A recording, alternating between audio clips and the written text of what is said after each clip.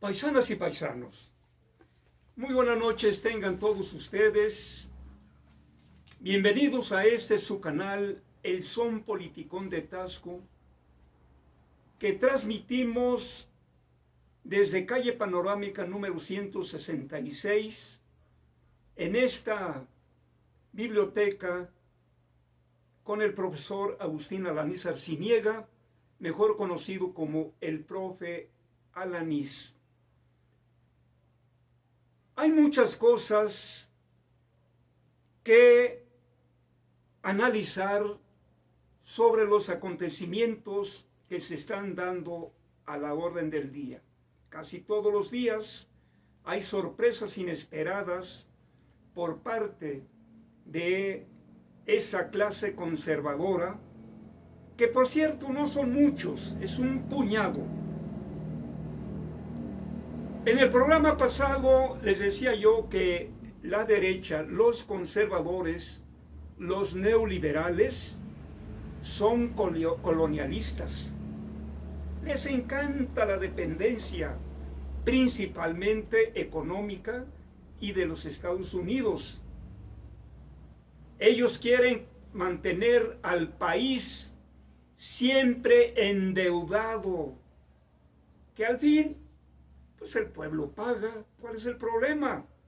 ¿Sí? Ellos muy cómodamente han presionado a los diferentes gobiernos a que se endeude, como lo hicieron casi todos los gobernantes neoliberales. De tal manera que estas gentes son de esa condición socioeconómica.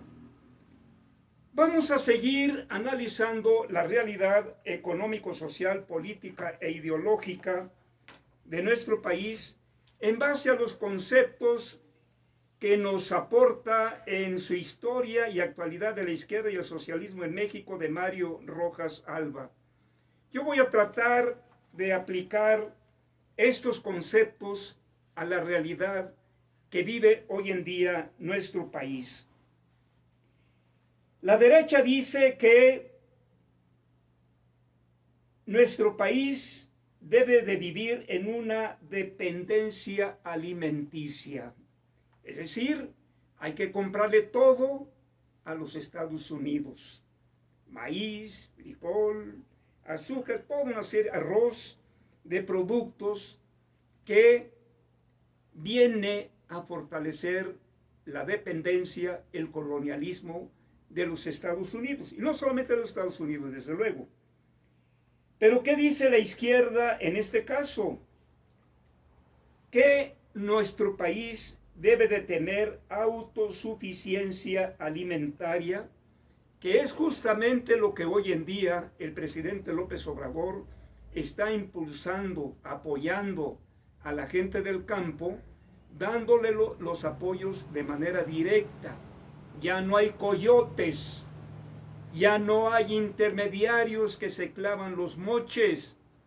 Y esto obviamente que a la derecha, a los neoliberales, pues no les gusta, porque vivir de la corrupción para ellos, obviamente pues era lo mejor.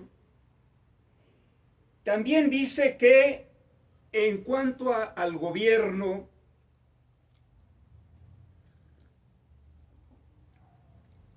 de nuestro país debe de estar gobernado con una dictadura plutocrática.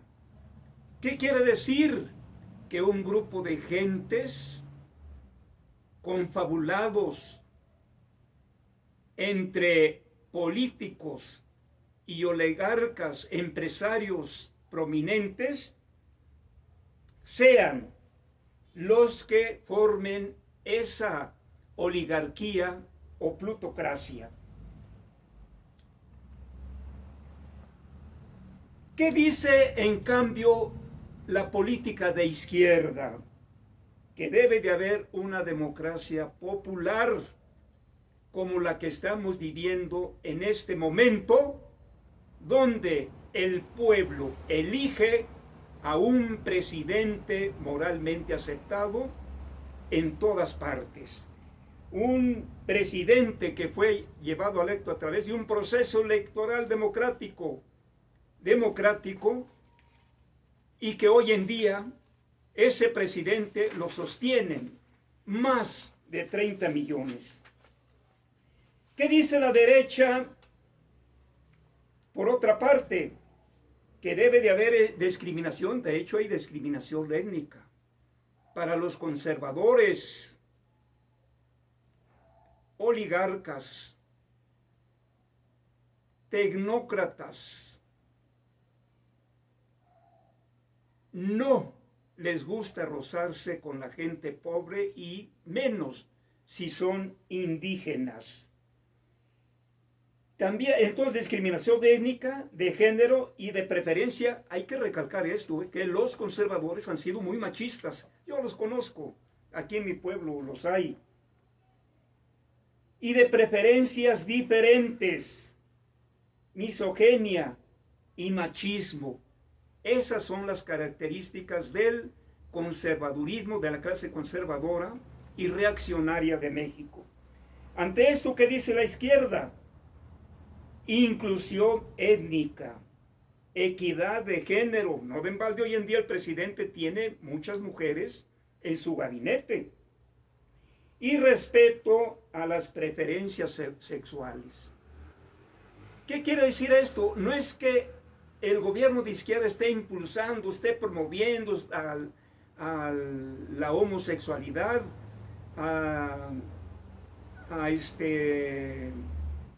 tanto en hombres como en mujeres. No, lo que pasa es que ya por naturaleza surgen gentes con preferencias diferentes sexualmente, y bueno, pues eso ni la misma Iglesia Católica lo ha podido impedir, de tal manera que a los gobiernos progresistas y gobiernos de izquierda, pues lo que hacen es pues, tener tolerancia, aceptar. Bueno, pues nadie está impulsando estas tendencias en la juventud hoy en día. ¿Qué dice la derecha por otra parte? Debe de la economía de libre empresa y mercado. Acordémonos lo que dijimos en programas pasados. Es la economía que propusieron los economistas de allá del siglo XVIII, como Adam Smith, David Ricardo, y los fisiócratas franceses. El mercado lo merece todo. El mercado debe de tener total libertad y el Estado no debe por qué meterse. Eso es lo que les encantó a los conservadores, porque viva el libertinaje y de ahí se suelta una corrupción hoy en día difícil de parar.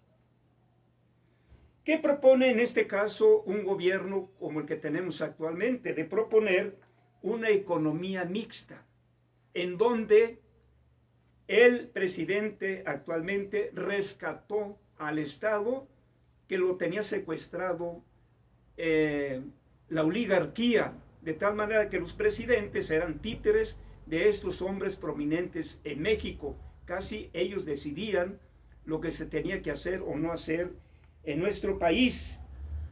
Entonces, hoy en día, claro que no les gustó que les hubieran arrebatado o que les hubieran recogido el control del Estado, porque en un gobierno como el actual, es el Estado el que debe de dirigir la economía a manera de que haya un equilibrio económico, un equilibrio en los salarios, un equilibrio en los precios y circulación de las mercancías. Y eso pues obviamente no le gusta a la oligarquía. La educación, preferentemente los conservadores dicen que debe de ser privada, un negocio, y además debe de ser católica, por supuesto. Un negocio también que ha fructificado mucho en la Iglesia Católica. Para los de izquierda, ¿qué dicen? La educación pública debe de ser gratuita y universal. El presidente ha dicho, la educación es un privilegio, es un derecho. Pasemos ahora a analizar brevemente las cuestiones de que les cayó como una patada en el hígado a los conservadores cuando el presidente el día 21 anuncia un incremento en pensiones abarcando ahora desde los 65 años con un aumento del 15%. En enero de 2022, 23 y 24 habrá un aumento del 20% anual más inflación hasta llegar a una pensión de 6,000 pesos bimestrales. Esto les cayó como una bomba. Dicen los conservadores, esto es campaña, esto no debe de ser del presidente anunciar esto en estos momentos electorales, pero debo de decirles que sus candidatos al Distrito 21, por lo que sabemos por los mismos ciudadanos, que los candidatos del PRI y del PAN andan repartiendo despensas, andan sobornando con dinero. Y lo que le acaban de hacer a Félix Salgado Macedonio, periodistas chayoteros, intelectuales orgánicos, oligarquía voraz, políticos del PRI, del PAN y del PRD, jueces antipatriotas, profesionistas conservadores de la calaña de Diego Fernández de Ceballos, Anaya Calderón Fox y el propio INE. Hoy en día se descara Lorenzo. Bueno, no es nada nuevo. Ya Lorenzo desde cuando viene sirviéndole a la clase conservadora. Todos los que han estado como presidentes del INE han avalado fraudes de veras de escándalo a nivel internacional. Pero ahí no dicen nada los conservadores. Claro, nadie se da con una piedra en la boca. Y entonces estos jueces que avalaron los amparos y hasta se fueron a la ONU. Pero de nada les va a servir, porque el presidente de la República tiene el deber ineludible de defender los intereses de la nación, los intereses del pueblo, no los intereses de una oligarquía voraz entre empresarios extranjeros y empresarios mexicanos. En cuanto a la candidatura de la maestra Aída González Zagal, felicidades maestra, porque de acuerdo a los criterios en que fue designada como candidata, en lo personal y muchos de nosotros, los militantes simpatizantes de Morena, decimos que se hizo una selección justa, correcta, porque la maestra Aída es una mujer de lucha política, de participación a las diferentes movilizaciones. Y en cuanto al candidato Félix Salgado Macedonio, la canallada que le está haciendo hoy en día este conservador ya parte de la oligarquía, parte de la mafia, como es Lorenzo Córdoba, pues no, sin duda son de las cosas corruptas a las que se está prestando. Hoy, por cierto, en la jornada sale unos artículos muy importantes donde se dice que Félix Macedonio no anduvo haciendo pre-campaña porque él nunca fue precandidato. Él anduvo visitando domiciliariamente, anduvo visitando diferentes municipios porque él quería formar parte de los comités de la Cuarta Transformación. No andaba en pre-campaña. También por aquí en este periódico dice que el presidente de Morena a nivel estatal, Marcelo Rodríguez Saldaña, no realizó pre-campaña en Guerrero porque no hubo precandidatos.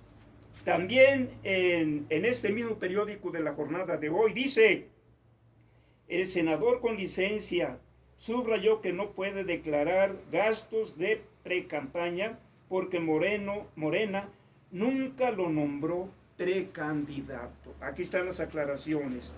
Y obviamente que el pueblo de Guerrero estamos totalmente molestos por estas maniobras mañosas de los consejeros que se prestaron mañosamente a estas maneras. No lo dudaría que lo hayan hecho por dinero, porque ellos ahora no están al servicio de la sociedad, no, están al servicio de los poderes fácticos, están al servicio de la oligarquía, están al servicio de el poder judicial. Ahora resulta que el poder judicial se siente intervenido por el presidente de la República porque dicen, es que debe de haber independencia entre poderes. Yo digo, sí, por supuesto que debe de haber independencia, pero no debe de haber independencia total del poder judicial con respecto a la nación, con respecto a los mexicanos, porque ellos son los que deben de impartir justicia, y la justicia la necesita el pueblo. La justicia no la necesitan los corruptos. En eso, este señor Lorenzo Córdoba y su acólito, como dice Noroña, están totalmente en un grave error. El presidente tiene en todo momento el deber ineludible de defender al pueblo mexicano. De tal manera, paisanas y paisanos, ¿quiénes son los verdaderos enemigos del pueblo mexicano, del auténtico pueblo mexicano? Por una parte, es el imperialismo norteamericano y otros países fuertes económicamente, y la oligarquía mexicana. Ellos son los principales enemigos del pueblo asalariado, del pueblo de México y de toda América Latina, porque las oligarquías actúan de manera muy similar a lo ancho y largo de nuestro continente. Y hoy en México no es nada nuevo que esta oligarquía que había dirigido la economía en nuestro país hoy pierde poder, y eso es lo que les irrita. Paisanas y paisanos, muchas gracias por escuchar estos breves comentarios, y nos veremos la próxima vez en que veamos ya, en que fijemos un día para que grabemos estos comentarios. Seguiremos comentando sobre las características del modelo económico neoliberal o el modelo conservador y el modelo de izquierda. Muchas gracias, paisanas y paisanos, y nos veremos próximamente.